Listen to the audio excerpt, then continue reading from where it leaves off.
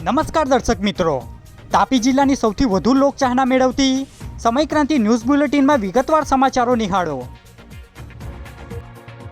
વાલોડ પોલીસે લોખંડની પ્લેટોની ચોરી પ્રકરણમાં પેટા કોન્ટ્રાક્ટરની પોલીસ મથક નજીકથી અટક કરી। તાપી જિલ્લાના વાલોડ તાલુકાના કહેર ગામેથી 1,11,000 રૂપિયાની લોખંડની પ્લેટો ચોરાઈ હતી, જે પ્રકરણમાં પેટા કોન્ટ્રાક્ટરને પોલીસ મથક ખાતે બોલાવીને પૂછપરછ કરાતા તેમની દ્વારા ચોરી કરવામાં આવી હોવાનું બહાર આવતા વાલોડ પોલીસે અક્ષય ભરતભાઈ ગોંડાલિયા રહે બ્લેક પેલેસ કામરેજ નાવાને ઝડપી લઈ કાર્યવાહી હાથ ધરી છે, જે માહિતી 12 કલાકે મળી હતી। તાપી સેવા સદનના ગેટ નજીક આદિજાતિ મંત્રીની હાજરીમાં કાર્યક્રમ યોજાયો।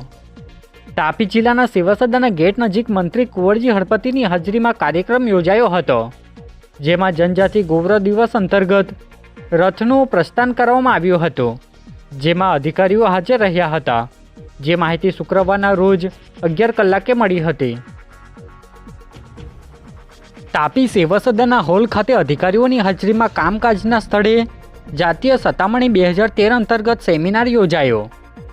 તાપી જિલ્લાના સેવા સદનના હોલમાં સેક્રેટરી તેમજ અધિક કલેક્ટરની હાજરીમાં બેઠક યોજાઈ હતી, જેમાં જિલ્લાની દરેક કચેરીઓમાં મહિલાઓની જાતીય સતામણી અધિનિયમ હેઠળ સમિતિ બનાવવા અને બોર્ડ લગાવવા અનુરોધ કરાયો હતો, જેમાં મહિલા અધિકારીઓ સહિત કર્મચારીઓ હાજર રહ્યા હતા, જે માહિતી 11 કલાકે મળી હતી। વ્યારા તાલુકાના મદાવ ગામની સીમમાં યામાહા બાઇક સ્લીપ થતાં 20 વર્ષીય યુવકનું મોત, જ્યારે યુવતીને ઈજાઓ પહોંચી। તાપી જિલ્લાના વ્યારા તાલુકાના મદાવ ગામની સીમમાંથી યુવક યુવતી પસાર થઈ રહ્યા હતા, ત્યારે અચાનક બાઇક સ્લીપ થઈ જતાં અકસ્માત સર્જાયો હતો, જેમાં બાઇક પર સવાર 20 વર્ષીય યુવક પ્રિયંશ ગામિત રહે બોરકુવા નાવાનું સારવાર દરમિયાન મોત થયું હતું, જ્યારે અન્ય એક 18 વર્ષીય યુવતી ખુશી ચૌધરી રહે કહેર નાવાને ઈજાઓ પહોંચતા સારવાર ચાલુ હોવાની માહિતી શુક્રવારના રોજ 3 કલાકે મળી હતી। વ્યારા શહેરના કણજા ફાટક સહિતના વિસ્તારોમાં આરોગ્ય વિભાગ દ્વારા ચેકિંગ હાથ ધરી દંડ કરાયો। તાપી જિલ્લા આરોગ્ય વિભાગના અધિકારીઓ સહિત તમાકુ નિયંત્રણ સેલ દ્વારા શહેરના અલગ અલગ વિસ્તારોમાં ચેકિંગ હાથ ધરવામાં આવ્યું હતું। સિગારેટ અને અધર ટોબેકો પ્રોડક્ટ એક્ટ 2003 અંતર્ગત દંડની કામગીરી કરી જાહેરમાં ધૂમ્રપાન કરવા તથા તમાકુ ખાઈને થૂકવા પર પ્રતિબંધ કલમ હેઠળ દંડ કરાયો હતો, જેમાં અધિકારી અને કર્મચારીઓ હાજર રહ્યા હતા, જે માહિતી 12 કલાકે મળી હતી। વ્યારા શહેરના જનકનાકા નજીકથી એલસીબી પોલીસે બળાત્કારના ગુનામાં 12 વર્ષથી વોન્ટેડ આરોપીને ઝડપી લીધો। તાપી જિલ્લા એલસીબી પોલીસ સ્ટાફના માણસોને મળેલી બાતમીના આધારે સોંગઢ પોલીસ મથકમાં છેલ્લા 12 વર્ષથી બળાત્કારના ગુનામાં વોન્ટેડ આરોપી દિનેશ માવી નાઓને જનકનાકા નજીકથી ઝડપી લઈ કાર્યવાહી હાથ ધરી છે, જે માહિતી શુક્રવારના રોજ 2 કલાકે મળી હતી। મીરકોટ ગામ નજીક રૂપિયાની લેતી દેતીની અંગત અદાવતમાં લોખંડના સળિયાથી હુમલો કરાતા ફરિયાદ નોંધાઈ।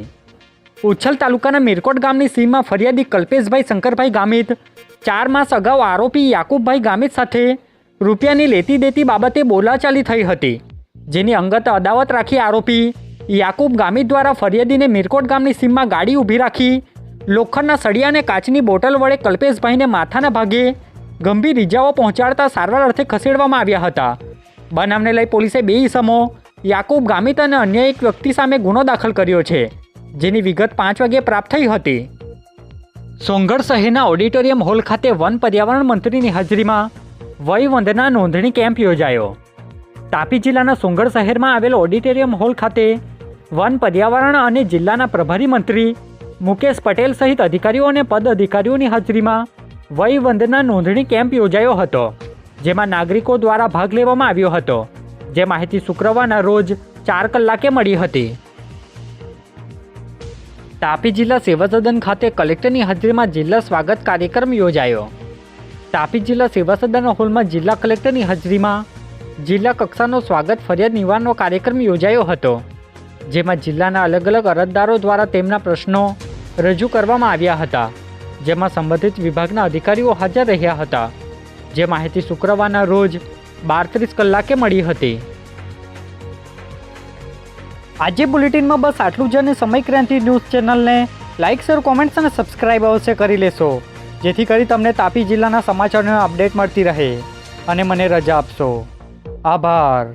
જય હિન્દ, જય ભારત.